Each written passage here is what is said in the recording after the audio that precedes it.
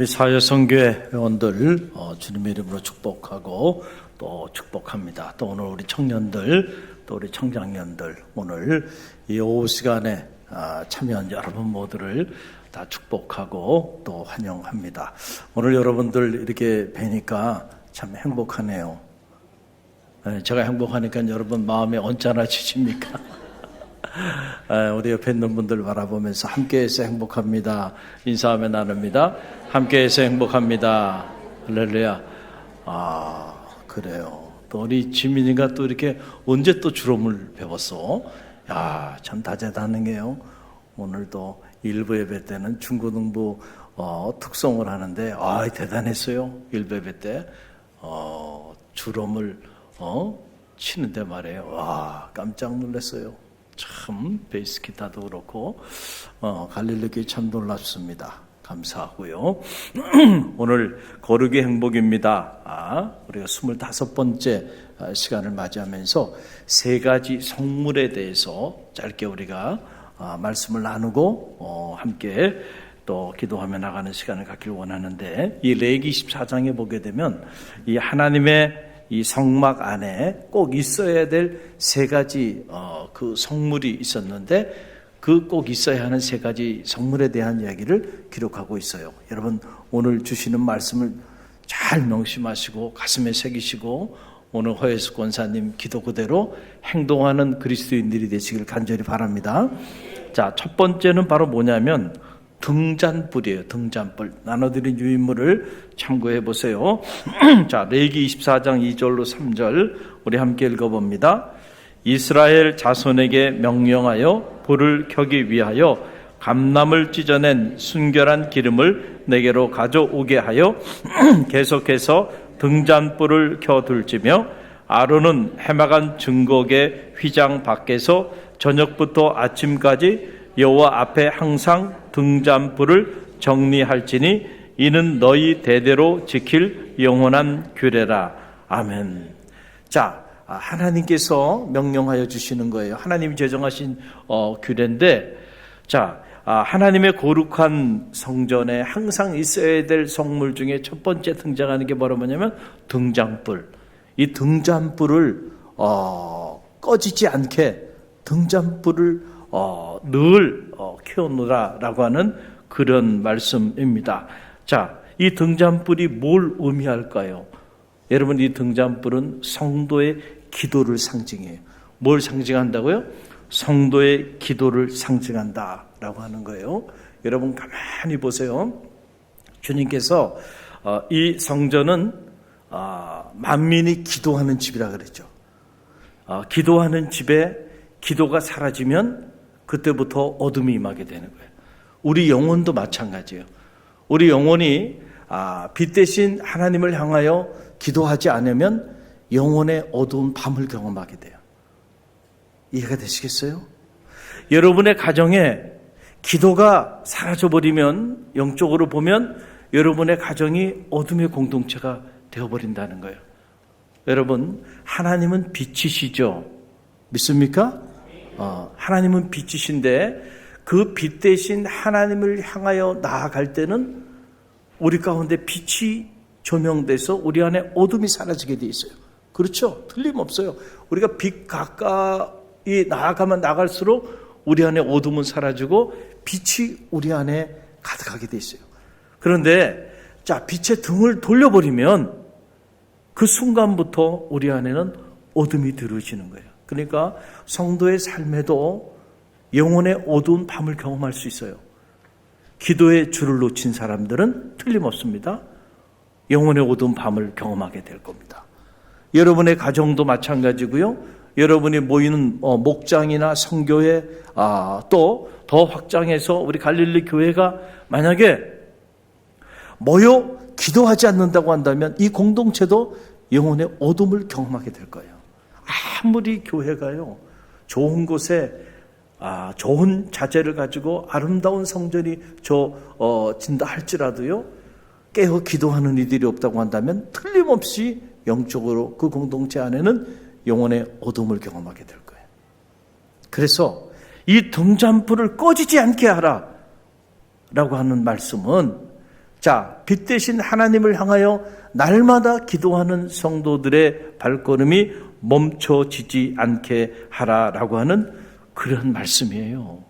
할렐루야. 지난번에 우리 월사가 어머니 기도회 때 보니까 저도 놀랐어요. 보니까 100여 명이 모였어, 새벽에. 여러분, 그게 쉬운 일이 아니죠. 아하, 깨어 기도하는 성도들이 있구나. 자녀를 위하여 눈물로 기도하는 어머니, 아버지가 있는 한 그 자녀는 망하지 않을 겁니다. 여러분 믿습니까? 교회를 위하여 날마다 깨어 눈물로 기도하는 성도들이 있는 한 어떻게 그 교회가 무너질 수 있겠어요? 하나님이 무너지지 않는 한 절대 무너지지 않는다는 거예요. 여러분이 여러분의 사업체를 위하여, 여러분의 가정을 위하여, 여러분의 인생을 위하여 깨어 기도하고 있다고 한다면 무슨 일을 만나든 어떤 상황에 자리하든지 간에 여러분 모든 것이 협력하여 선을 이루게 될 줄로 믿습니다. 중요한 것은 오늘 우리가 쉬지 말고 기도하라 그랬는데 과연 쉬지 말고 기도하고 있는가? 이게 중요해요. 쉬지 않고 기도할 때요, 항상 기뻐하고 범사에 감사하는 그런 빛된 삶을 살 수 있는 거예요. 그러나 기도가 사라지기 시작하면 그때부터 어두운 밤을 영원히 경험하면서요, 근심과 걱정, 염려, 불평과 원망이 우리 안에 가득 흘러 넘치게 된다는 거예요. 그게 바로 영혼의 어둠을 경험하는 거예요. 또 하나 오늘 말씀 보게 되니까 하나님의 거룩한 성막에 반드시 있어야 되는 성물, 그게 바로 뭐냐? 두 번째가 떡이에요. 떡. 여러분 떡 좋아하시죠? 네, 저도 떡을 너무 좋아해가지고 어릴 때 먹을 게 떡밖에 없었어요. 그래서 떡을 너무너무 좋아했는데 요즘은 다이어트 하느라고 떡을 조금 멀리 하고 있습니다. 마음은 가까이 하지만 몸은 떡을 멀리 합니다. 할렐루야. 자, 이 떡인데, 자, 레위기 24장 8절로 9절 말씀에 관한 말씀이 나오죠. 함께 읽어봅니다. 안식일마다 이 떡을 여호와 앞에 항상 진설할지니 이는 이스라엘 자손을 위한 것이요 영원한 언약이니라. 이 떡은 아론과 그의 자손에게 돌리고 그들은 그것을 거룩한 곳에서 먹을지니 이는 여호와의 화제 중 그에게 돌리는 것으로서 지극히 거룩함이니라. 이는 영원한 규례니라. 아멘. 안식일마다 성전에 떡을 진설하게 했다. 자, 그럼 이 떡이 갖는 의미가 있을 거 아니에요. 떡은 하나님의 임재를 상징하죠. 할렐루야. 자, 하나님의 임재를 상징하는 이 떡을 항상 안식일마다 진설하게 했다라고 하는 사실이에요. 여러분 보세요. 우리가 신약에 보게 되면은 이 떡에 관한 이야기가 많이 나와요. 특별히 예수님과 관련돼서 떡에 관한 이야기가 나오죠. 우리가 잘 아는 오병이어의 사건, 빈들에서 오병이어의 기적을 체험한 거예요. 빈들에서 주님이 말씀을 선포하시는데 해가 저물어 가는 거예요. 근데 먹을 양식이 없으니까 제자들이 염려가 된 거예요. 주님,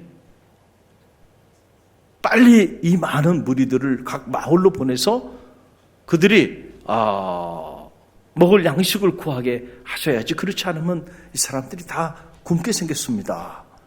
그때 주님께서 갈 것 없다는 거예요. 너희가 먹을 것을 주어라. 그들이 가지고 있었던 것은 보리떡 5개, 물고기 2마리밖에 없었어요. 아니, 보리떡 5개, 물고기 2마리면 장정 한 사람의, 글쎄요, 좀 부족하진 하겠지만 그래도 한 끼 요기는 될 수 있을 거예요. 그러나 장정만 5,000명, 어린아이와 또 여성들, 어르신들까지 다 포함하면 10,000명이 넘는 어마어마하게 많은 사람들이 지금 모였는데 보리떡 5개, 물고기 2마리 가지고 뭘 먹이란 얘기냐. 그런데요, 놀라운 사실은요, 주님이 그것을 가지고 축사하셨다. 감사함으로 축복하며 기도하니까요, 나눠주는데도요, 여러분, 사라지지가 않는 거예요. 이게 기적이에요. 할렐루야. 여러분 꼭 신앙생활 하면서 이 오병이어의 사건을 기억하십시오. 여러분의 가정에도 오병이어의 기적이 일어나게 될 줄로 믿습니다. 우리 갈릴리 교회도 지금도 일어나고 있지만 앞으로도 계속 일어나게 될 줄로 믿습니다. 여러분, 이상하네. 우리가 가진 현실은 이거밖에 안 되는데 돌아서고 나면 이게 어디서 났지? 어디서 났지? 계속 넘치는 거예요. 넘치는 거예요.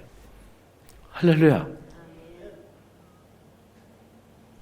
우리가 믿음을 가지고 생명의 떡이신 주님 앞으로 나가게 되면요, 영원히 굶주리지 않는 삶을 살게 된다니까요. 그 사람들이 놀란 겁니다. 그래서 주님께서 이제 배를 타고 떠났는데 밤새도록 주님이 어디 있는지 말이죠. 주님을 찾아 나섰어요. 수많은 무리들이.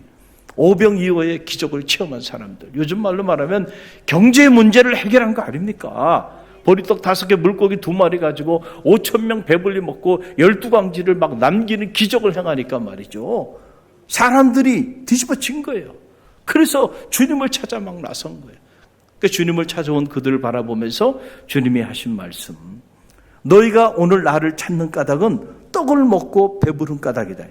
그런데 너희가 먹은 그 떡, 그 썩을 양식을 위하여 이제는 구하지 말고 하늘로부터 내려와서 세상에 생명을 주는 생명의 떡을 구하라. 주님이 그 말씀 하시면서 주신 말씀이 바로 여러분 유인문에 나와 있는 요한복음 6장 35절의 말씀이에요. 우리 함께 읽어봅니다.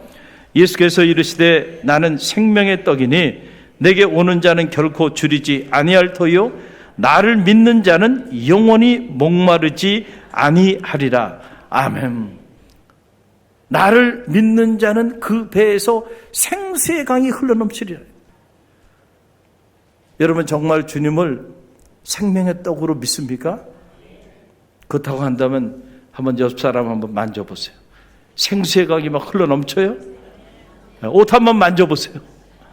네, 옷이 뽀송뽀송하고요. 생수의 강은커녕 먼지만 날려요? 먼지만 날려?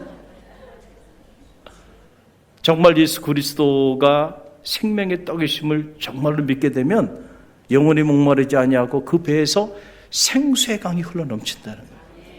여러분 16세기 우리가 흔히들 종교개혁을 말할 때 우리는 독일을 중심으로 종교개혁을 단행했던 마틴 루터만 알아요. 마틴 루터의 종교개혁에 대해서 우리가 초점을 맞추고 종교개혁의 이야기들을 하게 되는데 사실은 그것은 한 자락입니다. 아빌라의 성녀 마더 테레사라고 하는 한 수도사가 있었습니다. 16세기 캐톨릭 교회 안에서 캐톨릭의 수도원을 개혁하고자 수도원 운동을 전개했던 그런 여인입니다.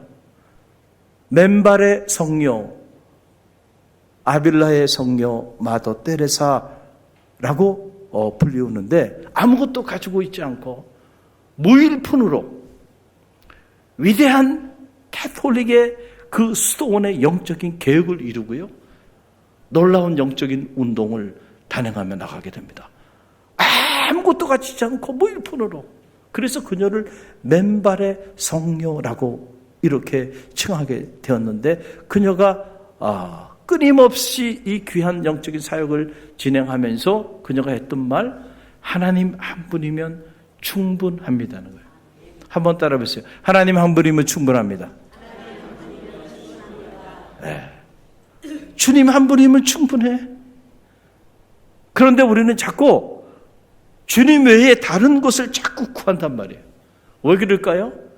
실제로 주님을, 여러분들이 생명의 떡으로 오신 그 주님을 여러분들이 영접하는 삶을 살고 있지 않기 때문에 여러분의 삶의 자리 안에는 끊임없는 그 갈증으로 인한 그 기갈이 해결되지 않는 그런 삶을 살아가는 거예요. 그러나 실제로 여러분이 여러분의 인생에 생명의 떡으로 오신 주님을 영접하는 순간 언제나 그렇습니다. 더 가치 있는 것을 갖는 순간 덜 가치 있는 것은 한순간에 무가치한 것으로 사라져버리고 마는 거예요. 정말 주님을 영접하면요, 주님 한 분만으로 만족한 삶을 살 수 있다니까. 더 이상 다른 게 필요 없어. 할렐루야. 그런데 우리가 자꾸 생명의 떡으로 오신 그 주님을 우리 주님으로 영접하지 못하고 썩어질 양식을 구하며 살아간단 말이에요. 그러니까 끊임없이 썩어질 양식을 구하니까 주님 외에 다른 것들이 더 필요한 거예요. 주님이 그 모습을 보신 거예요. 그래서 나는 생명의 떡이니 내게 오는 자는 결코 줄이지 아니할 터요 나를 믿는 자는 영원히 목마르지 아니하리라. 여러분의 사업체에도 주님을 모시세요. 여러분의 가정에도 주님을 모시세요. 여러분의 인생에도 생명의 떡으로 오신 주님을 모시세요. 우리 갈릴리 교회도 생명의 떡으로 오신 주님을 우리가 모실 때 그때에 영원히 굶주리지 않고 영원히 목마르지 않는 역사가 반드시 나타난다는 거예요. 여러분, 이 믿음이 여러분 가운데 있게 되길 간절히 바랍니다. 그래서 무엇을 먹을까, 무엇을 마실까, 무엇을 입을까, 이건 다 썩을 양식을 구하는 듯, 이건 이방인들이 구하는 것이다. 너희 하늘 아버지가 너희에게 이런 것들 있어야 될 줄 다 안다는 거예요. 너희는 그의 나라와 그의 의를 구하라. 그러면 이 모든 것을 너희에게 더하여 주시리라. 한번 여러분의 인생에 우선순위를 한번 바꿔보세요. 단 한순간이라도 한번 그런 결단을 한번 가져보세요. 근데 사실은 그게 쉽지 않아요. 끊임없이 우리는 무엇을 먹을까, 무엇을 마실까, 무엇을 입을까, 이걸 놓는 순간 굶어 죽을 거라고 생각하기 때문에 그래서 우리는 평생을 생존을 위해 살아간단 말이에요. 언제까지? 죽을 때까지 먹고 사는 문제 때문에 고민하며 건심하며 걱정하며 염려하다가 그렇게 죽어가는 거예요. 그러나 여러분, 그래 죽으면 죽으리라 생각하고 한번 그거 내려놓고요, 하나님의 나라와 의를 위하여 구하며 살아보세요. 굶어 죽지 않습니다. 놀랍게도 하나님께서 구하지 아니한 것도 채워주시는 은혜를 체험하게 될 줄로 믿습니다. 내가 계획하지 않았지만은 하나님께서 앞서가셔서 하나님께서 예비하시고 준비하신 여호와 이레의 하나님을 체험하게 될 줄로 믿습니다. 생명의 떡을 모시는 이들에게는요, 이런 역사들이 오늘도 일어나는 거예요. 이 믿음이 여러분 가운데 있게 되길 바랍니다. 그래서 주님께서 주님을 찾아 나온 그 수많은 무리들을 향하여 하신 말씀, 더 이상 썩을 양식을 구하지 말고 생명의 떡을 구하라. 안식일은요, 이 생명의 떡을 나누는 날입니다. 그래서 영적인 애찬식을 갖는 거예요. 우리가 육적으로도 애찬식을 갖죠. 오늘 카레 너무 맛있었어요. 2 그릇 먹었습니다. 할렐루야. 자, 우리가 육적인 애찬도 하지만은 그러나 영적인 애찬도 해야 돼. 이 거룩한 성일 주님께 나와서 생명의 떡이신 주님을 나누는 영적인 살아있는 교제가 저와 여러분 가운데 있게 되길 간절히 바라고, 여러분의 목장 모임이나 선교회 모임이나 이런 모임들을 가질 때도 반드시 육적인 떡도 나누세요. 그것도 사랑의 애찬이에요. 그러나 그것만 하면 안 돼. 그런 육적인 교제만 나누면 안 되고 영적인 교제를 나눠야 돼. 생명의 떡이신 주님을 실제로 나누는 영적인 교제의 현장이 되길 간절히 바랍니다. 그럴 때 영원히 굶주리지 않고 영원히 목마르지 않는 역사가 번물처럼 여러분 솟아나는 거예요. 그곳에는. 세 번째, 자, 함께 읽습니다. 뭐라고요? 유향. 자, 첫 번째가 뭐가 있어야 된다 그랬어요? 등잔불. 저를 보세요. 등잔불. 두 번째가 뭐예요? 떡. 세 번째가 유향. 다 해오셨어요. 자, 레위기 24장 7절 말씀 함께 읽어봅니다. 너는 또 정결한 유향을 그 각 줄 위에 두어 기념물로 여호와께 화제를 삼을 것이며, 그랬어요. 이 유향이 있어야 하는데 진설한 떡 위에 올라놓으라는 거예요. 이 유향이라는 것은 이 아라비아 사막지대에서 자라는 이 나무가 있는데 그 나무에 상처를 내면 거기에 그 상처난 그곳에 우리가 이 소나무 상처 내면 거기서 뭐가 나와요? 송진이 나오죠. 하얀 색깔의 진액이 나온단 말이죠. 그 진액이 그 상처로 인해서 나오게 되는 그 상처를 아물게 하기 위해서 흘러나오는 진액이죠. 이 나무의 하얀 그 진액이 유향을 만드는 거예요. 거기서 나오는 그 향이, 엄청난 향이, 생명의 향이 그 안에 자리하고 있기 때문에 그렇다라고 하는 거예요. 그래서 상처에서 나온 진액, 이 유향이 상징하는 것은 헌신을 상징하는 거예요. 뭘 상징한다고요? 헌신, 커미트먼트라고 하는 거예요. 여러분, 우리를 위한 최고의 헌신, 특별히 사순절을 보내면서 여러분, 그 최고의 헌신이 뭡니까? 바로 십자가예요. 십자가는 여러분을 향한 주님의 최고의 헌신입니다. 할렐루야. 여러분의 죄를 도말하시고 여러분을 주님의 자녀 삼아주시기 위해서 자기의 모든 것을 아낌없이 내어주시고 스스로 상처를 내시고 피 흘리시고 그리고 물과 피를 다 흘리신 다음에 그 상처로 인하여 오늘 우리에게 생명의 새로운 삶을 살게 하는 오늘 우리의 유향이 되어주신 거예요. 할렐루야. 그래서 헨리 라우엔이라고 하는 영성가는 상처받은 치유자라고 하는 유명한 책을 썼어요.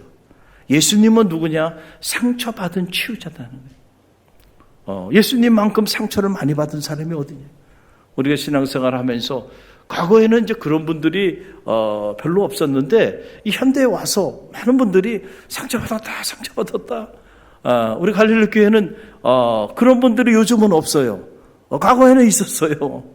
뭐 돌아서면 상처받았대요. 만나자고 그래서 만나면 또 상처받았대. 이야기가 다 상처로 통하더군요.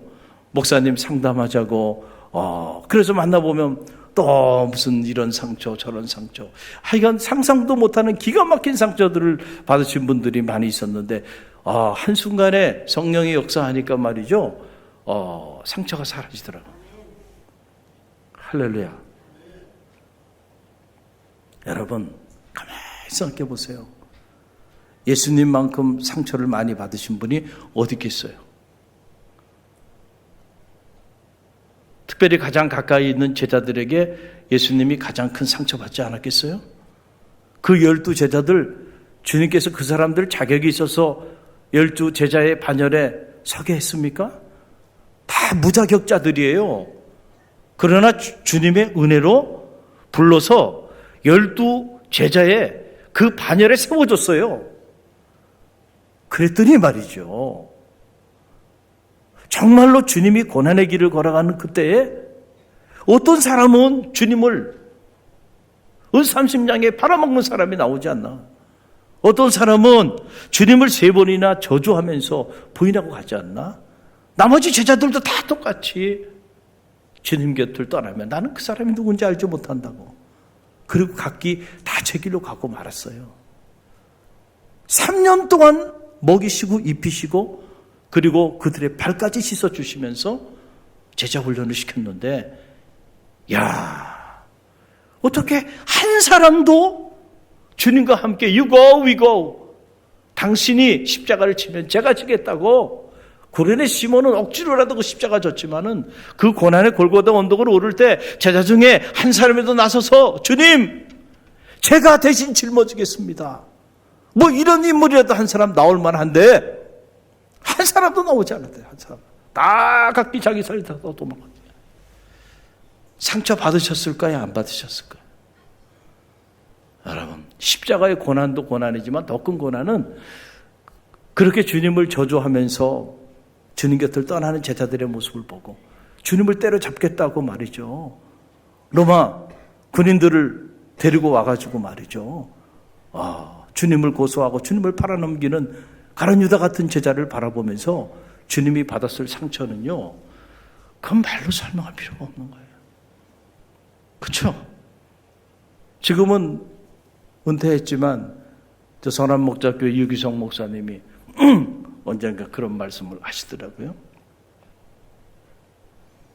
당신이 길을 가는데 어느 날 보니까 썩은 고목나무가 이렇게 있더라는 거예요. 그래서 자기도 모르는 사이에 그 썩은 고목나무를 향해서 이런 말을 했대요. 야, 너도 목회하냐? 그랬더니 너도 목회하냐? 그랬더니 썩은 고목나무를 보면서 그 속이 아니라는 얘기. 속이 아니래. 여러분, 가지 많은 나무에 바람 잘 날 없다고요. 가지가 많으면 많을수록 여러분, 한순간도 평안하지 않는 거예요. 한순간. 그래서 한 번은 그분이 미국에 집회인도로 갔다가 한국에 들어가려고 그러는데 도저히 한국에 들어올 자신이 없더래요. 마치 여러분 군대 이등병 때 이렇게 휴가 나왔다가 다시 자대 복귀하려고 그러면 저도 그 생각이 들더라고요. 제가 군 생활을 저 사창리 이기자부대에서 했는데 그 이기자부대 지금은 그래도 길이 좀 이렇게 잘 닦아져 있었지만은 그 당시에는 그 카라멜 고개라는 데가요. 빙글빙글 돌면서 말이죠. 그 고개 속으로 들어갑니다. 야. 그런데 이제 첫 휴가를 나왔어요. 그래서 저는 터미널 그러면 상봉 터미널만 압니다. 그 상봉 터미널 거기서 내려가지고 갈 때도 상봉 터미널에서 타고 부대로 자대 이렇게 들어가는데 진심으로 그때 제가 기도했어요. 어떤 기도했냐면 차를 타고 이렇게 가는데 이 고개 이렇게 돌아서 가는데 끝없는 낭떠러지가 있는데 굴렀으면 좋겠다. 아니 진짜로